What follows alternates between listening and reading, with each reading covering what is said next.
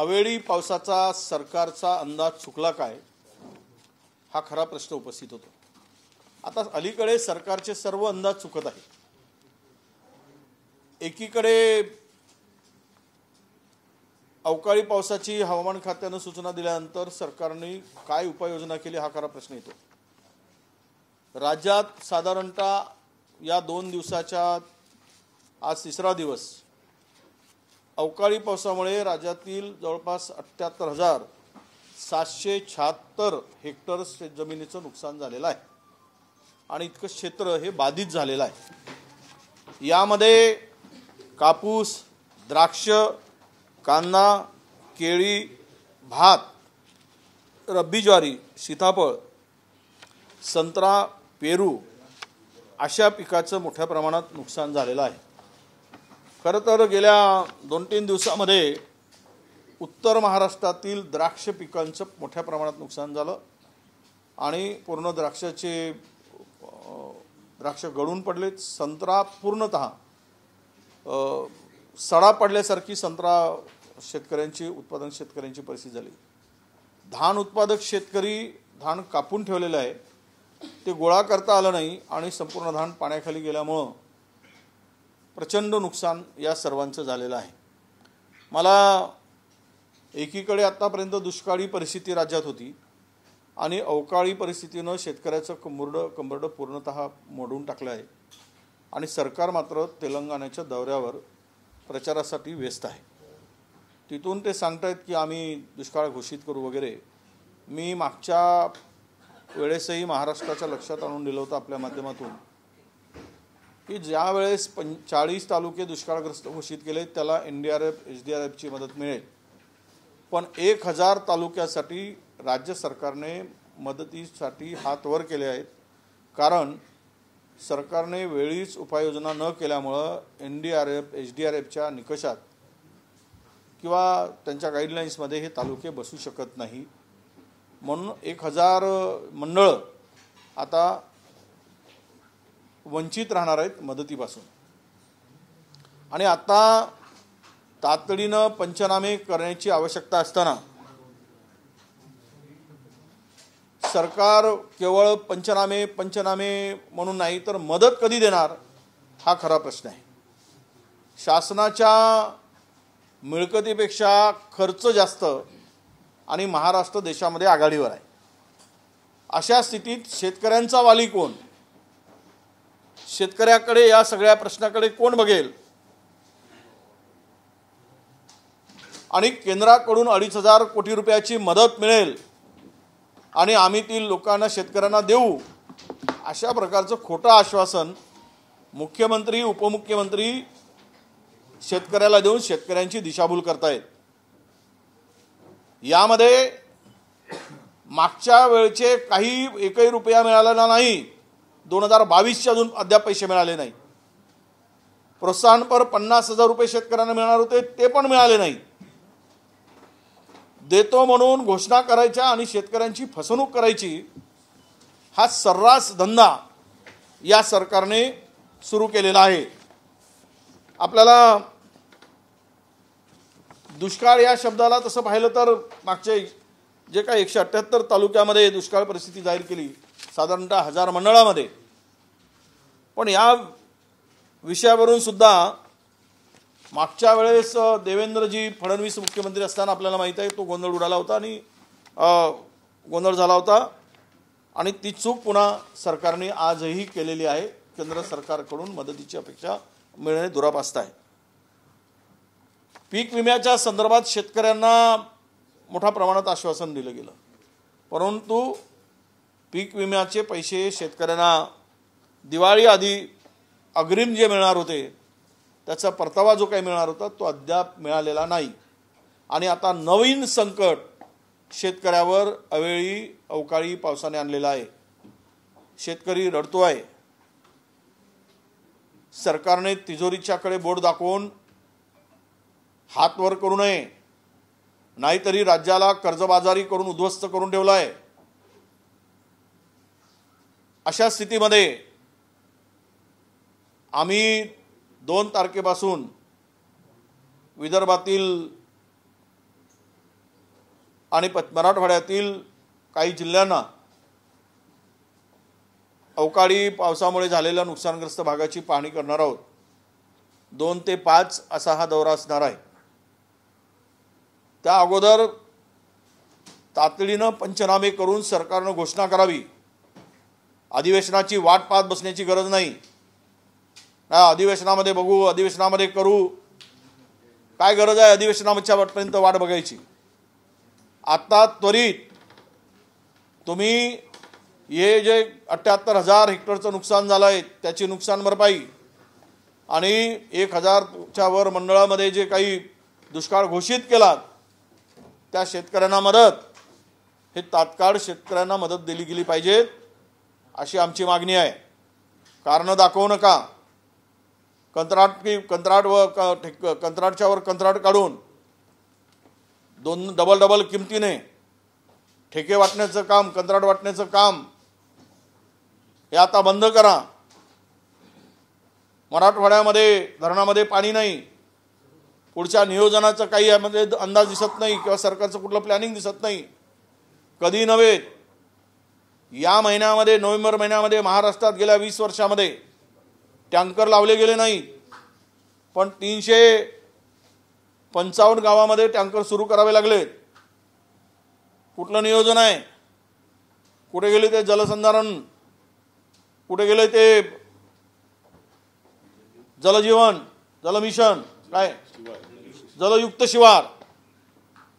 जर आज राज्यात ही स्थिती असेल तर सरकारच्या उपाययोजना अपुऱ्या पडतायत किंवा सरकारने काही घोषणा करून शेतकऱ्यांची जी काही बनवाबनवी केली ते आता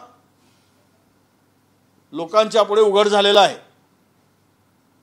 म्हणून सरकारला आमची विनंती आहे, आमचा इशारा आहे, अधिवेशनामध्ये वाट बघण्यापेक्षा तुम्ही त्वरित पंचनामे करून या शेतकऱ्याला मदत घोषित करा। NDRF SDRFच्या निकषात बसते वगैरे सांगत नका बसू। आम्हाला माहिती आहे, आम्ही ज्यावेळेस 2020-21 मध्ये राज्यातील 22 लाख हेक्टर शेतकऱ्यांना त्यावेळेस मदत केली गेली होती, कुठेही थांबलो नव्हतो आम्ही। आणि म्हणून आज या सर्व दुष्काळ एकीकडे आणि अवकाळी पाऊस दुसरीकडे असा दुहेरी मार बसलेला शेतकरी या संकटातून बाहेर काढायचा असेल तर तात्काळ 25,000 रुपये पर हेक्टरी 5 हेक्टरपर्यंतची मदत शासनाने घोषित करावी, त्याचं वाटप सुरू करावं, घोषणा करू नये अशी सरकारकडे आमची मागणी आहे। दुसरीकडे पाहायला गेलं तर राज्य सरकार म्हणते की आम्ही 1 रुपयामध्ये शेतकऱ्यांना पीक विमा भरून घेतला, मात्र प्रत्यक्षात पाहायला गेलं तर शेतकऱ्यांच्या खात्यावर गुंठ्याला फक्त 150 रुपये जमा होत आहेत। विशेष म्हणजे अनुदानाच्या स्वरूपात राज्य सरकारने मदत दिली नाही। यापूर्वी आपलं सरकार असताना राज्य सरकारने मदत दिली होती, याकडे कसं पाहता?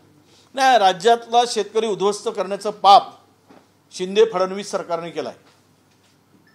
यवतमाळ जिल्ह्यामध्ये शेतकऱ्याला विमा परताव्याचे 2 रुपये मिळाले, अनेक शेतकऱ्यांना 1.5 रुपया, 2 रुपये, 7 रुपये, 9 रुपये।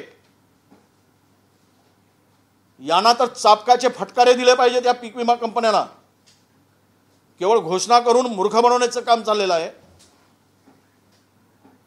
काही शेतकरी मराठवाड्यातील आपले अवयव विकण्यासाठी आता मुंबईत दाखल झालेत, आम्हाला परवानगी द्या। मग राज्य सरकार सरसकट शेतकऱ्यांचं कर्ज माफ का करत नाही? पूर्णतः माफ आम्ही सुरुवात केली होती आमचं सरकार आल्याबरोबर, कोरोना आला, पण जवळपास 22,000 कोटी रुपये त्यावेळेस शेतकऱ्याच्या खात्यात कर्जमुक्तीसाठी आम्ही घातले होते। कदाचित आज सरकार असतं तर महाराष्ट्रातला शेतकरी कर्जातून मुक्त झाला असता। हे का करत नाही? आणि म्हणून पीक विमा कंपन्यांवर वाटा सरकारचा किती आहे आणि सरकारला वाटा किती मिळतो आहे हेही आता आम्हाला सांगावं लागेल। त्याशिवाय 2 रुपये यवतमाळच्या शेतकऱ्यांना इतकी थट्टा करताय, त्याच्या जखमेवर मीठ चोळायचं काम करताय आणि पाप करताय। 2 रुपये फक्त, 2 रुपये, 5 रुपये, 7 रुपये असे वाटले, असे पीक विम्याचे पैसे दिले गेलेत. इतकी मुजोरी आणि माजलेपणा या लोकांमध्ये, सरकारच्या लोकांमध्ये कसा येतो आणि हे यांचं कसं ऐकत नाही, हा मोठा प्रश्न आहे. हे सगळे प्रश्न उद्याच्या दिवशी याला उत्तर द्यावं लागेल. अधिवेशन तोंडावर आहे, त्या ठिकाणी त्याचं उत्तर आम्ही मागूच. पण सरकारला मात्र आता जनता वैतागली, विटली आहे. आणि या सगळ्यामध्ये विशेष रूपानं हे सरकार आता बदलण्याशिवाय हा शेतकरी आता सुखी होणार नाही, अशा प्रकारची भावना शेतकऱ्यामध्ये रुजली आहे. मला पीक विमा कंपनीकडे राज्य सरकारने भरलेला जो प्रीमियम आहे तो साधारणतः 7,000 कोटी रुपये आहे. काल परवा कृषी मंत्र्यांनी सांगताना सांगितलं की राज्यातील शेतकऱ्यांना 1,800 कोटी रुपये पीक विम्याची मदत मिळेल. मी मला बोलत नाही, या राज्यातील कृषी मंत्र्यांचं स्टेटमेंट आहे. म्हणजे 7,000 रुपये तुम्ही 7,000 कोटी प्रीमियम भरायचा आणि 1,800 कोटी रुपये शेतकऱ्यांना पीक विम्यापोटी परतावा द्यायचा.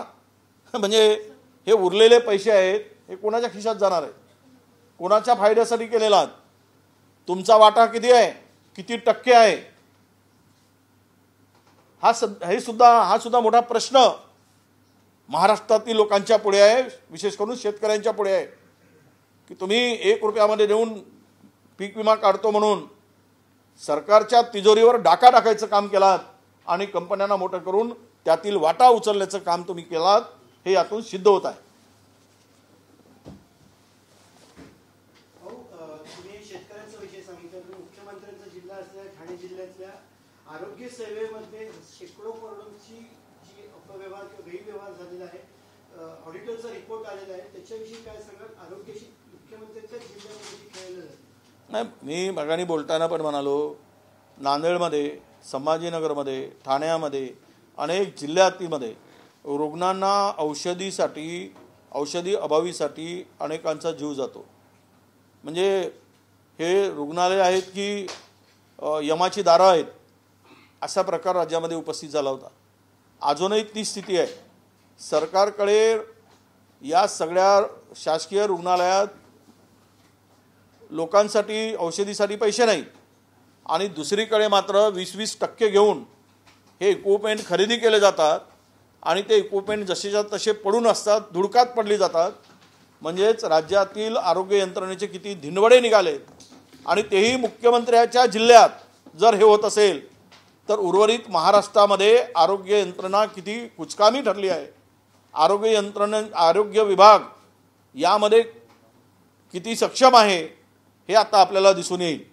एवढे मोठे प्रकरण आणि घटना घडून सुद्धा सरकार यामध्ये गांभीर्यानं याकडे बघत नसेल तर आरोग्याच्या संदर्भात लोकांच्या जीवनाशी खेळण्याचं पाप हे सरकार करत आहे. लोक मरू देत यांना त्याची चिंता नाही, यांची त्यांना या संदर्भात गांभीर्याने घेण्याची गरज नाही असं या ठिकाणी वाटतं आहे. मला 100 कोटी रुपयाची खरेदी असता किंवा महाराष्ट्रामध्ये हजारो कोटीचे असे इक्विपमेंट खरेदी करून पडलेले आहेत, ते इन्स्टॉल झाले नाहीत, वापरात आले नाहीत आणि याच्यामध्ये टक्केवारी कमवून मंत्री असेल आणि त्यांचे सगळे चेले सरकारमधले हे खुश आहेत आणि लोकांना मारायला सोडून दिला आहे. हा विषय फार गंभीर आहे आणि आम्ही या विषयाच्या संदर्भात नक्कीच आम्ही लक्ष घालू. परंतु मला एक ठिकाणी सांगितलं पाहिजे की 28 नोव्हेंबर 2022ला राज्यामध्ये 0 टँकर होते. मागच्या याच तारखेमध्ये मी सांगितलं बोलताना की एकही टँकर गेल्या 20 वर्षामध्ये या परिस्थितीमध्ये नोव्हेंबरमध्ये कधी टँकर लावायची पाळी आली नाही, छावण्या खोलण्याची पाळी आली नाही. मला इथून आपल्या धाराशिव जिल्ह्यामधून, उस्मानाबादमधून मला अनेक शेतकऱ्यांचे फोन आलेत की आमच्याकडे चाराची टंचाई जाणवते आहे, लवकर चारा चावणे सुरू करावे लागतील, अशा प्रकारची मागणी अनेकांनी मला फोन करून दिली. आणि आज जर या याच्यामध्ये 355 म्हणालो 380च्या जवळपास टँकर सुरू असतील तर पुढचे 7 महिने या राज्यामध्ये पाण्याविना जनतेला तडफडून मारावं लागेल अशी परिस्थिती आत्ता आहे आणि यावर कुठल्याही या संदर्भात कुठलीही उपाययोजना करण्यासाठी सरकारकडे वेळ दिसत नाही. तशा प्रकारची कुठल्या बैठका दिसत नाही, प्लॅनिंग दिसत नाही. हे महाराष्ट्राचं दुर्दैव आहे. आरक्षणाच्या संदर्भात छगन भुजबळ म्हणतात की ती कमिटीच रद्द करून टाकली पाहिजे शिंदेची. आणि दुसरा महत्त्वाचा मुद्दा, नाना पटोलेंनी काल हेच वक्तव्य केलं. त्यांचं असं म्हणणं की त्या कमिटीची काही आवश्यकता नव्हती. याचा अर्थ काँग्रेस आणि भुजबळ यांची लाईन या सगळ्या संदर्भात सेमच असं म्हणायचं का? असं आहे, मला मुळात दोन गोष्टी सांगितल्या पाहिजे. आम्ही म्हणू ही आमच्या पक्षाची भूमिका आहे की गरज काय होती, पण आपल्या शिंदे समितीची गरज होती की नाही हे भुजबळ साहेबांनी त्या कॅबिनेटमध्ये का सांगितलं नाही, सरकारला का सांगितलं नाही. बाहेर बोलण्यापेक्षा त्याची गरज नव्हती तर तिथे ती समिती रद्द करण्यासाठी काय प्रयत्न केले ती केव्हा करतायत. आणि सरकारची भूमिका या संदर्भातली काय आहे. आज एक मंत्री दुसऱ्याचं जो म्हणत नाही, ते तर एक मंत्री म्हणतात की मी म्हणतो तसं कर, ते मी मुख्यमंत्र्याचं ऐकत नाही आणि एसपीवर दमदाटी करतात. दुसरे हे बेतालपणे असं वागतंय. एकाचा पायपोस एकाच्या पायात नाही, काय चाललाय राज्यात कळत नाही. म्हणजे आता तर नवीन फंडा सुरू झाला आहे, फायली अडवा आणि एकमेकाची जिरवा. हे नवीन सुरू केलं आहे. म्हणजे पाणी अडवा पाणी जिरवा होतं तसं फायली अडवा आणि एकमेकाची चांगली जिरवा. आणि ते जिरवण्याच्या याच्यामध्ये महाराष्ट्राला उद्ध्वस्त करून महाराष्ट्रातल्या जनतेला बुडवा. जिरवण्याच्या संदर्भात तुम्ही म्हणाला, पृथ्वीराज चव्हाणांनी एक वक्तव्य केले की राज्य सहकारी बँकेवरती कारवाई केली त्यामुळे आमचं सरकार पडलं. ते पण जिरवण्याच्या संदर्भात काय होतं का? त्यावेळेस मी मंत्री नव्हतो, मंत्रिमंडळाच्या बाहेर होतो. त्या अनुषंगाने ते असं म्हणाले की त्या कालावधीमध्ये जर सरकार पडलं नसतं तर मराठ्यांना आरक्षण मिळालं असतं आणि हा प्रश्न इतका चिघळायला. हां, याला तथ्य आहे. कारण 2013मध्ये ज्यावेळेस मराठा आरक्षणासाठी आम्ही राणे समिती नेमली, बापट आयोगांच्याकडे तो रिपोर्ट गेला. बापट आयोगांनी त्यामध्ये थोडा विरोध दर्शवला आणि त्याच कालावधीमध्ये सरकार अस्थिर झाला. जी सरकार म्हणून काम करायला सरकार अस्थिर आणि ऑर्डिनन्स काढल्यानंतर त्यांनी तो हे नाकारला गेला. ही वस्तुस्थिती आहे. त्यावेळेस सरकार जर म्हणून त्यावेळेस आमचं असतं तर त्याला पूर्णत्वाकडे नेता आलं असतं आणि मराठा समाजाचा रक्षणाचा प्रश्न संपला असता. या मताशी बाबा म्हणतायत, पृथ्वीराज बाबा म्हणतायत, त्या मताशी मी सहमत आहे. दुसरा महायुतीचा जो फॉर्म्युला येतोय 26-11-11, तर त्यामध्ये अजितदादा गटाला फक्त लोकसभेच्या जास्त जागा देऊ नये यासाठी शिंदेचं प्रयत्न आहे. कारण की अजितदादा गट नंतर आलाय, महायुती आधी होती, त्यामुळे जास्तीत जास्त जागा शिंदे गटाला आणि भाजपला मिळाल्या पाहिजे. खरं आता असं आहे की सगळ्यांनी बटणं घालून जाऊ नये पुढच्या वेळेस मंत्रिमंडळात. म्हणजे बटन खालूनच जावं, नाहीतर बटणं तुटूपर्यंत एकमेकाचे कपडे फाडतील. अशी परिस्थिती नजीकच्या काळात येणार आहे.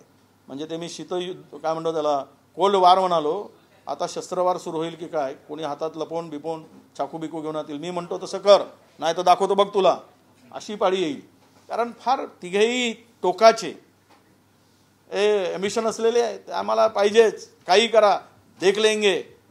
एक मिशीला हात लावतो, दुसरा मिशी दाढीला हात लावतो आणि तिसरा आपल्या गालावरच हात फिरवतो. तीन तिघाडा काम बिघाडा असं काम चाललं आहे. आणि यामध्ये जागा वाटपाचं काय, ते लोक तसे किती वाटा, कोणाला किती घ्या, लोकांनी ठरवलं आहे महाराष्ट्रातल्या तुमची जिरवायची. त्यामुळं तो विषय कुठे आला आहे. तुम्ही 22 घ्या, तुम्ही 11 घ्या.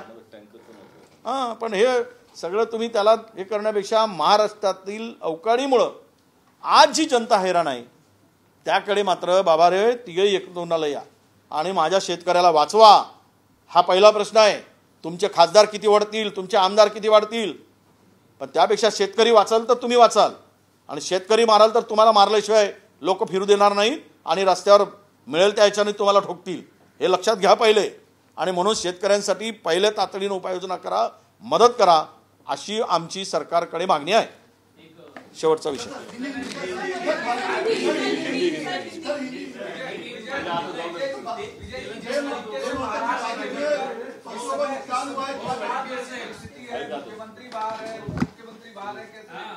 नहीं, अभी वो प्रचार में व्यस्त है. मैं प्रचार के व्यस्त है. जहाँ पे अभी तेलंगाना, छत्तीसगढ़, मध्य प्रदेश, राजस्थान, वो कहाँ जाना है वो जाए. पर हमारा किसान आज जो इनमें से बारिश से अभी आई 3 दिन के, इससे जो परेशान है इनके करीबन 78,000 हेक्टेयर का पूरा फसल बर्बाद हो चुकी है।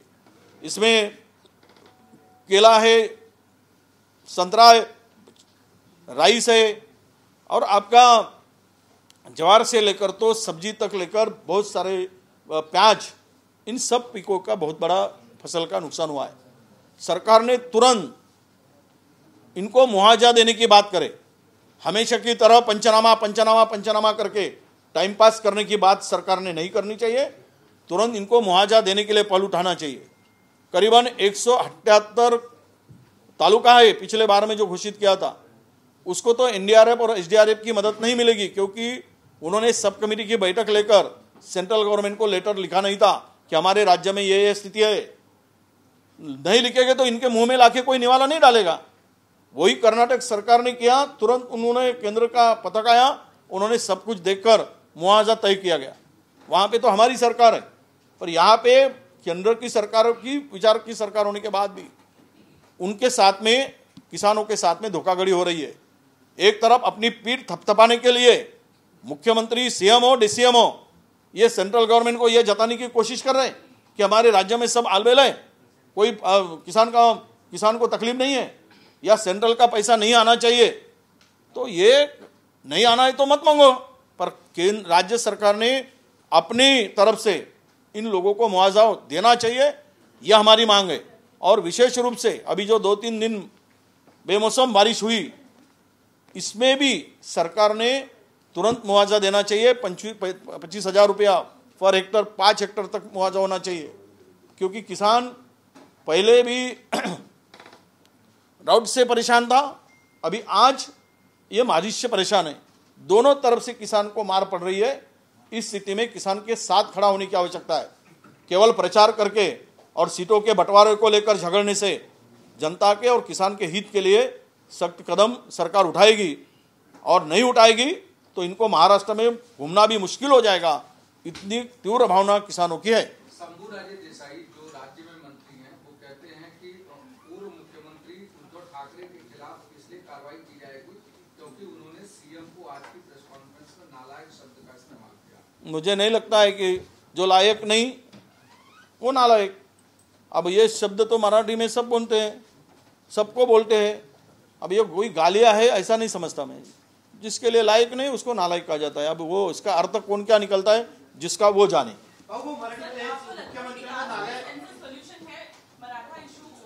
100% है। कोई भी रिजर्वेशन के लिए किसी को भी, किसी तबके को, किसी समाज को, किसी घटक को देना है तो कास्ट वाइज सेंसस की आवश्यकता होती है, जिनका पता चलेगा पॉपुलेशन का, उसमें तय की जाएगी। आज पिछड़ा कौन है ये कैसे तय करोगे? पिछड़ा कौन है, एजुकेशनली कौन बैकवर्ड है, आप उसको पता लगाना चाहिए। फाइनेंशियली कौन बैकवर्ड है, वो सोशली कौन बैकवर्ड है। अगर आप ये सब देखोगे तो इसमें से आपको पता चलेगा कि ओबीसी को जो मिल रहा है आज वो कितना कम मिल रहा है, कितना परसेंटेज मिल रहा है। तो ये पॉपुलेशन पे जब तक हमारा सेंसस नहीं होगा कास्ट वाइज, तब तक इसका सॉल्यूशन बिल्कुल नहीं है। कोई कितना भी चिल्लाए, कोई कितना भी मांग करे, कोई कितना भी डिमांड करे, कोई कितना भी आंदोलन करे, इसका सॉल्यूशन एक ही है।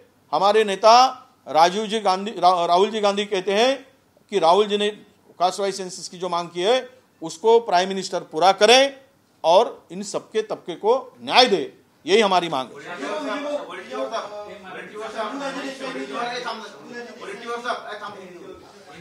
शंभूराजे देसाई कह रहे हैं कि 3-3, 4-4 घंटे ग्राउंड ऑन फील्ड जाकर खेतों में जाकर मुआयना कर रहे, कितनी नुकसान हुआ इसका जायजा ले रहे। लेकिन उद्धव ठाकरे या नेता विपक्ष है या कांग्रेस है, इस पर सिर्फ राजनीति कर रहे। उन्होंने 2.5 साल में किसानों को कुछ नहीं दिया था, वो कभी किसानों के बांध पर नहीं गए थे, और अब जो सरकार काम कर रही है उसको वो कटघरे में खड़ा कर रही है। गलत है। नहीं, अभी मैं बात तो ये नहीं कहूँगा कि पिछले बार में सरकार में भी शंभूराजे थे। अब वो जलगांव के केले छिलने का काम कर रहे थे, शायद वो सरकार में बैठकर, या आलू छिलने का काम कर रहे थे। अब उनको बड़ी भाषण करने की यह है। मैं उनको चैलेंज करता हूँ कि सामने आए, बैठे एक साथ में, और 2 साल में इतना बड़ा पैंडेमिक होने के बाद भी हमने क्या दिया और तुमने 2.5 साल में क्या दिया। ये दूध का दूध पानी का पानी, मेरा चैलेंज है उनको। मैं भी उस डिपार्टमेंट का मिनिस्टर था, हमने क्या क्या मदद की, वो भी तिजोरी में पैसे नहीं थे हमारे, बहुत दिक्कत थी, पूरा महाराष्ट्र ठप पड़ा था, यही तो साथ में थे तब क्या मुंह सिला हुआ था क्या इनका कि मुंह बंद था, क्या फेविकॉल डाला गया था इनके मुंह में? कल कैबिनेट की बैठक है, कितनी आप मुआवजे की आपने 25,000 का या प्रति हेक्टेयर 25,000 मिलना चाहिए, कल कैबिनेट की बैठक है उसमें डिसीजन होना चाहिए कि सरकार से भी इंतजार करेगी पंचनामा होने का? नहीं, पंचनामा तो सरकार का करने का समय आया है और वो दिन अभी जल्दी से जल्दी हो गए। अगर किसानों के मुआवजे के ये तकलीफ में पंचनामा नहीं होता है और मदद नहीं मिलती तो हम लोग सरकार का पंचनामा करने को हमारे किसानों से अपील करेंगे और किसान इनका पंचनामा जरूर करेगा और इनको रास्ते पर खड़ा करेगा। जिस तरीके से लास्ट ईयर उद्धव ठाकरेंनी नालायक असा केलेला आहे, त्याच्यावर शंभूराजेंनी मला नाही वाटत हे काही शब्दाचा छल करणं किंवा शब्दातून फिरवा। आता अनेक वेळा अनेकांना नालायक सरकार, नालायक मंत्री, अनेक जण म्हणतात जो लायक नाही तो नालायक, ज्याला लाज त्याला ज्याला शरम असते त्याला ज्याला शरम नाही म्हणतात, पण एकदम बेशरमच असतो त्याला बे लावून टाकतात, बेशरम म्हणतात। त्याचा अर्थ शिवी वगैरे असं काही त्याचा गुरी धरू नये, ज्या लायकीचं नाही असं म्हणून त्यांचा कदाचित उद्धवजींचा असा म्हणण्याचा रोख असावा असं मला वाटतं। एक सवाल जो है छगन भुजबल ने जो कहा बस बहुत हो गया अभी, शिंदे अभी बहुत हो गया। मुख्यमंत्री देवेंद्र फडणवीस तेलंगणाच्या दौऱ्यावर गेले, पण अजितदादांचा जो गट आहे तो महायुतीत आहे तर कुठल्याच प्रचारात दिसला नाही। हे असे काही लोक पाणी पाहून नांगर झुपतात आणि मला वाटतं की आणि काही लोक पाण्याची वाट न बघताही नांगर झुपतात, तर हा यातला कुठला तरी प्रकार असावा। पाणी पडायची वाट बघत असावीत किंवा पाणी पडतच नाही तर नांगर झुपून उपयोग काय?